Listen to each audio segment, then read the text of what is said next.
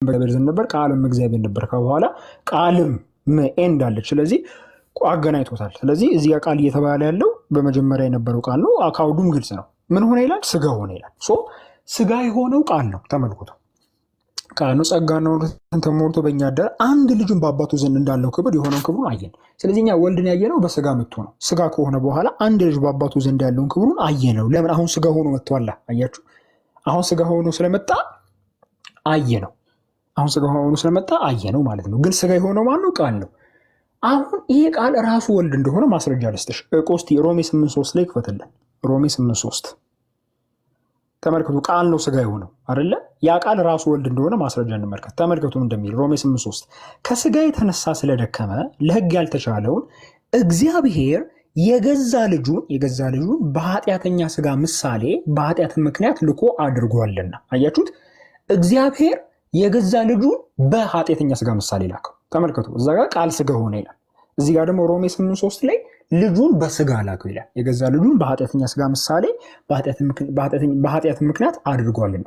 ቃል ስጋ ሆነ። ቃል ነው ስጋ የሆነው ዮሐንስ 1:13 እንደሚናገረው። እዚህ ጋር ደግሞ ልጁን በስጋ ላከው ይላል። ለምንድን? ልጁ ራሱ ቃል ስለሆነ ማለት ነው። ቅድም ጋዲ እንዳሳየሽ ቃል የወልድ ስም ነው። ራዕይ 19 እንዳየነው ስሙም የእግዚአብሔር ቃል ነው ይላል። ስለዚህ ቃል የወልድ ስም ነው። ቃል የወልድ ስም ነው። ስለዚህ ቃል ስጋ ሆነና የሱ ኢኩይቫለንት ልጁ በስጋ ተላከ ነው። ልጁ በስጋ ተላከ which means ቃል ራሱ ልጁ ነው። ቃል የልጁ ስም ነው።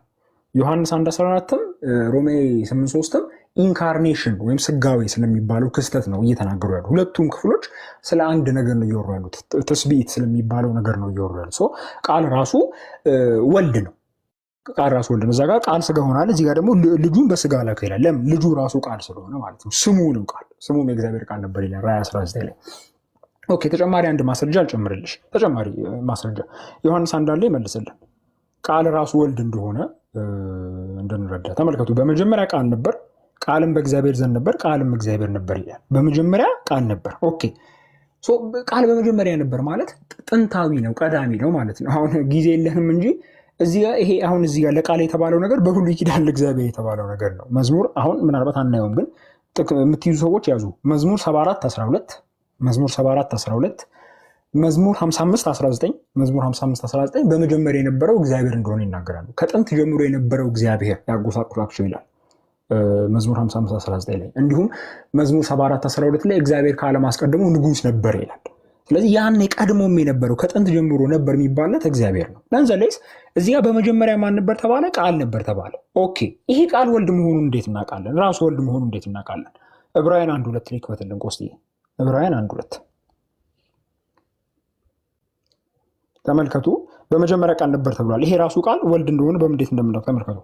ከጥንት ጀምሮ እግዚአብሔር በብዙ አይነትና በብዙ ጎዳና ለአባቶቻችን በነቢያት ተናግሮ ሁሉን ወራሽ ባደረገው ቁጥር 2 ደግሞ ዓለማትን በፈጠረበት በልጁ በዚህ ዘመን መጨረሻ ለእኛ ተናገረ ይላል። ዓለማትን በፈጠረበት በልጁ ዓለማት የተፈጠሩት በልጁ ነው።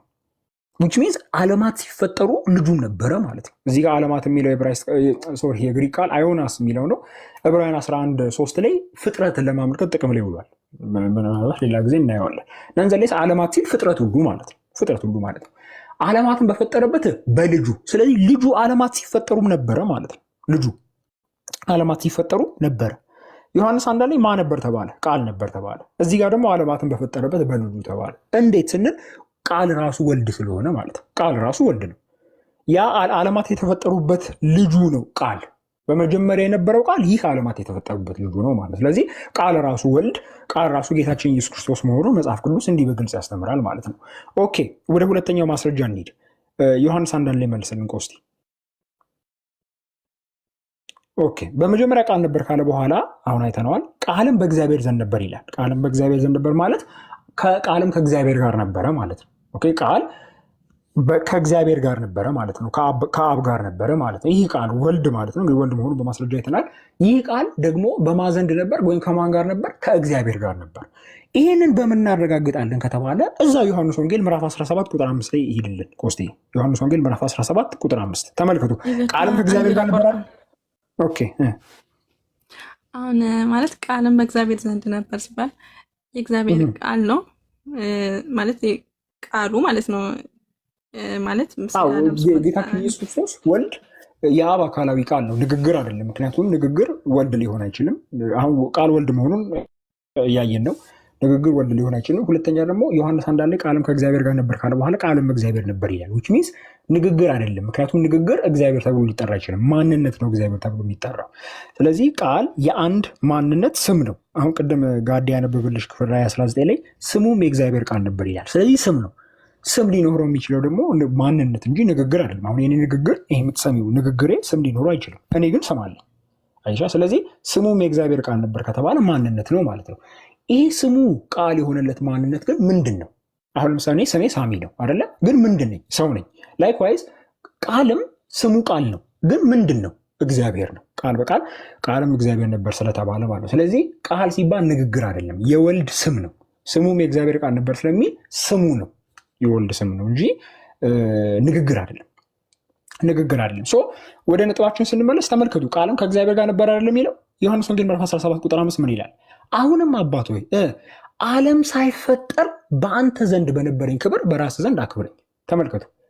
ቃል ራሱ ጌታችን ኢየሱስ ክርስቶስ ነው። ዓለም ሳይፈጠር ከአንተ ጋር ነበርኩ። ለምን ዓለም ሳይፈጠር አባት ሆይ አብን ማለት ነው ከአንተ ጋር ነበርኩ እንዴት ሊለው ቻለ ስንል ያኔ ከእግዚአብሔር ጋር ነበር የተባለለት ቃል ስለሆነ ማለት ነው። ያኔ ከእግዚአብሔር ጋር ነበር የተባለለት ቃል ስለሆነ ማለት ነው። ስለዚህ ቃል ወልድ ነው። ወልድ ኢየሱስ ነው። ቃል ኢየሱስ ነው። ይሄ በጣም ግልጽ ነው። አሁን ዮሐንስ አንድ ላይ እንሂድ። ቶሎ ጊዜ ላለመግደል ዮሐንስ አንድ ጋር እንሂድ። ከዛ ተመልከቱ። ቃልም በእግዚአብሔር ዘንድ ነበር ካለ በኋላ ምን ይላል? ቃልም እግዚአብሔር ነበር ይላል። ቃልም እግዚአብሔር ነበር። በነገራችን ላይ እንደው ይሄንን እናነበዋለን። ቃልም እዚህ ጋር ቃልም እግዚአብሔር ነበር ሲል ግሪኩን ብትመለከቱት ማለት ነው ካይቴዎስ ኤን ሆሎጎስ የሚለውን ግሪክ ብትመለከቱት በብሉይ ኪዳን የእግዚአብሔርን አምላክነት ለመግለጽ ጥቅም ላይ የዋለ አወቃቀር ነው። ላሳያችሁ። መዝሙር 118 27 ላይ ይገለጥልን ኮስቲ። መዝሙር 118 ቁጥር 27 በብሉይ ኪዳን መዝሙር 118 ቁጥር 27 እዚህ ጋር ቃል እግዚአብሔር ነበር የተባለበት አወቃቀሩ በብሉይ ኪዳን እግዚአብሔር አምላክ ነው በተባለበት መንገድ ነው። ተመልከቱ ቁጥር 27 እንደሚል ነው። ተመልከቱ ቃልም እግዚአብሔር ነበር የተባለው እዚህ ጋር ደግሞ እግዚአብሔር አምላክ ነው። ለእኛም በራለን እስከ መሰዊያው ቀንዶች ድረስ የበዓሉ መስዋዕት በገመድ እሰሩት ይላል። እግዚአብሔር አምላክ ነው። ያህዌ አምላክ ነው። ኤል ያህዋ ነው የሚለው ብራይስቱ። ግሪኩን ብትመለከቱት ቴዎስ ኩሪዮስ ነው የሚለው። አሁን ምናልባት ቴክኒካል ሊሆን ይችላል እንጂ ቴዎስ የሚለው ኬዙ ኖሚናቲቭ ኬዝ ነው። ዴፊኒት አርቲክል የለውም። ልክ ዮሐንስ አንድ ላይ እንደሌለው፣ ምክንያቱም ገላጭ ሆኖ የገባው ገላጭ ሆኖ ስለገባ ዴፊኒት አርቲክል የለውም። ኬዙም ማለቂያውም ኖሚኔቲቭ ነው። ኦኤስ ቴዎስ ቴዎን ብሎ አይደለም፣ ቴዎ ብሎ አይደለም፣ ቴዎስ ብሎ ነው የሚያልቀው። ልክ ዮሐንስ አንድ ላይ እንዳለው ማለት ነው። ገላጭ ሆኖ ነው የገባው። ከዛስ ኩሪዮስ ያህዌ ማለት ነው። ኩሪዮስ የሚለው የግሪክ ቃል ጌታ ማለት ነው። ግን እዚህ ጋር ያህዌ የሚለውን ስም ወክሎ ያህዌ የሚለው ስም አቻ ሆኖ ነው የገባው እዚህ ጋር። ስለዚህ እንደ ፕሮፐር ኔም ነው እንደ ፕሮፐር ናውን ነው የሚያገለግለው ማለት ነው ኩሪዮስ። ስለዚህ ምን እየተባለ ነው? እግዚአብሔር አምላክ ወይም ደግሞ ያህዌ እዚህ ጋር እግዚአብሔር የሚለው ያህዌ ነው። ያህዌ ምንድን ነው የሚለው ነገር እየገለጸ ነው። ግሪኩን ብትመለከቱት ምናልባት ሌላ ጊዜ በሰፊው እንነጋገራለን። ጽሁፍም አለ በዚህ ዮሐንስ አንዳንድና መዝሙር 18 27 ግንኙነታቸውን የምትፈልጉ በውስጥ ስር ጠይቁኝ፣ ጽሁፉ ልክላቸዋለሁ በቴሌግራም። ቤዚክሊ ምንድን ነው በብሉይ ኪዳን እግዚአብሔር አምላክ መሆኑን በተነገርበት በዚያው መንገድ ግሪኩ አንድ ነው። ሴፕቱጀንቱን መዝሙር 18 27ን ሴፕቱጀንቱን ብትመለከቱት እና ዮሐንስ አንዳንድን አዲስ ኪዳኑ ግሪክ ብትመለከቱት አንድ ነው። እግዚአብሔር አምላክ ነው ወይ ደግሞ እግዚአብሔር አምላክ መሆኑን ለመግለጽ ጥቅም ላይ የዋለው ራሱ ሰዋሰው ነው ጥቅም ላይ የዋለው ማለት ነው ዮሐንስ አንዳንድ ላይ። ሙስሊሞች ግን ይሄንን አንቺን አይመለከት ይችላል፣ ግን ብዙ የጌታችን ኢየሱስ ክርስቶስን አምላክነት ማያውቁ ግን ይሄንን የግሪክ ሰዋሰው ሳያውቁ ብዙ ነገር ይናገራሉ። እሱ ሌላ ቶፒክ ነው። ነንዘሌስ ወደ ዮሐንስ አንዳንድ እንሂድ። ይሄንን የመዝሙር ዮሐንስ አንዳንድ እና መዝሙር 18 27 የሁለቱን ግሪክ ጽሁፍ ረዥም ማብራሪያ ሙሉ ማብራሪያ የምትፈልጉ በውስጥ ሰር አዋሩኝ። አሁን ተመልከቱ። ቃልም እግዚአብሔር ነበር ይላል። ቃል እግዚአብሔር ነው። አሁን ቃል ከመቼ ጀምሮ የነበረው ሲባል ከመጀመሪያ ጀምሮ። ኦኬ ከማን ጋር ነበር የነበረው? ከእግዚአብሔር ጋር ዊች ከአብ ጋር። ዮሐንስ 17 5 አባት ሆይ ከአንተ ጋር በነበረኝ ክብር አክብረኝ ዓለም ሳይፈጠር። ኦኬ ግን እሱ ራሱ ቃል ምንድን ነው? በመጀመሪያ ነበረ። እሺ ደግሞ ከእግዚአብሔር ከአብ ጋር ነበር። እሺ ግን እሱ ራሱ ምንድን ነው ሲባል እግዚአብሔር ነው። ኦኬ አሁን ይህ ቃል ወልድ መሆኑ እንዴት እናረጋግጣለን? እግዚአብሔር ተብሎ ጠርቷል አይደለ? ወልድ መሆኑ እንዴት እናረጋግጣለን ስንል ዕብራውያን 1:8 ላይ ይገለጥልን ኮስቲ። ዕብራውያን 1:8 ቃልም እግዚአብሔር ነበር ነው የሚለው። ተመልከቱ። አሁን ዕብራውያን 1:8 እንደሚል ተመልከቱ። ሰላም መላእክቱ መናፍስት አገልጋዮቹን የእሳት ነበልባል የሚያደርግ ይላል። ስለ ልጁ ግን አሁን እኛ ብዙ ጊዜ ዕብራውያን 8 ስንጠቅስ ቁጥር 8 ብቻ እንጠቅሳለን፣ ቁጥር 7 ግን እንረሳታለን። እንዴ ከቁጥር 7 ጋር እንደሚገናኝ ላሳያችሁ። ሶሪ ካስረዘምኩ ጋይስ፣ ካስረዘምኩት ሶሪ። ቁጥር 7 ላይ ምን ይላል? መላእክቱን መናፍስት አገልጋዮቹን የእሳት ነበልባል የሚያደርግ ምን ማለት ነው? ስለ መላእክቱ የሚለው ይሄንን ነው። ምንድነው ስለ መላእክቱ የሚለው? መናፍስት አገልጋዮቹን የእሳት ነበልባል የሚያደርግ እዚህ ጋር የሚያደርግ ሲል በዚህ አውድ የሚፈጥር ማለት ነው። ወይም ደግሞ እንደዛ ነው የፈጠራቸው። አገልጋዮች አድርጎ ነው የፈጠራቸው። መናፍስት አድርጎ ነው የፈጠራቸው። መላእክቱ መናፍስት፣ አገልጋዮቹን የእሳት ነበልባል እንደዚህ አድርጎ የፈጠራቸው።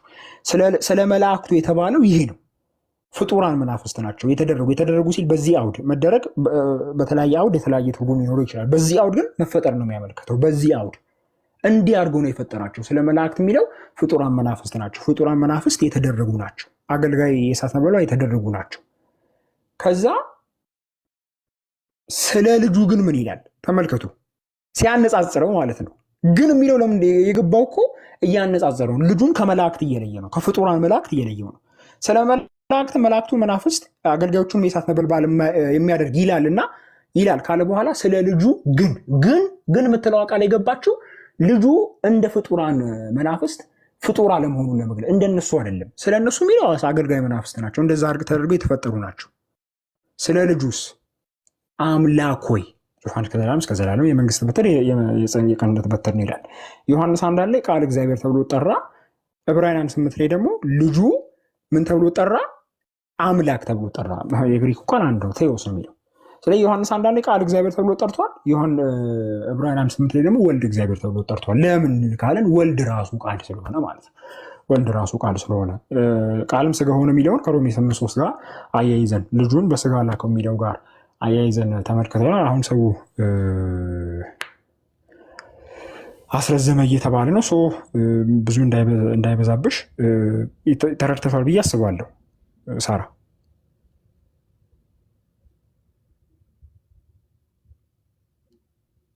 አለሽ? አቤት አለው። ድምፅ ስላለው ሚት ያደረኩት ማለት ነው። ግልጽ ነው ብዬ አስባለሁ። እስካሁን የዮሐንስ ቃልም ሲባል ራሱ ወልድ እንደሆነ ራሱ ጌታችን ኢየሱስ ክርስቶስ እንደሆነ ማስረጃ እየሰጠዎች ነበረ። አሁን እዚህ ጋር ማለት ቃል አምላክ እንደሆነ እየነገርከኝ ያለው የስ ራሱ ቃል ደግሞ ወልድ ነው።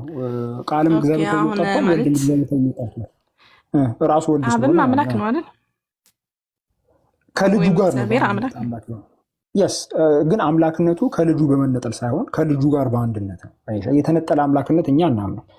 ለዛ ነው ጌታችን ኢየሱስ ክርስቶስ እኔና አብ አንድ ነን አለ እንጂ እንለያያለን አላለ። ምክንያቱም እዛ ጋር አንድነቱ የመለኮት ነው እኮ። መንፈስ ቅዱስም ከአብና ከወልድ ጋር ነው በአንድነት አምላክ የሆነው እንጂ ተነጥሎ አይደለም። ከአብና ከወልድ ጋር በአንድነት እንጂ አምላክ የሆነው ከአብና ከወልድ ተነጥሎ አይደለም። ሁለተኛ አምላክ የሆነው እኛ በሁለተኛ አምላክ አናምንም።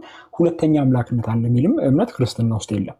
መንፈስ ቅዱስ አምላክ ነው ስንል አምላክ ነው። ግን አምላክነቱ ከአብና ከመንፈስ ቅዱስ ጋር በአንድነት ነው ወይስ ከአብና ከመንፈስ ቅዱስ በመነጠል ነው የሚለውን ነገር ማወቅ ያስፈልጋል። አሁን ብዙ ጊዜ አይታየም።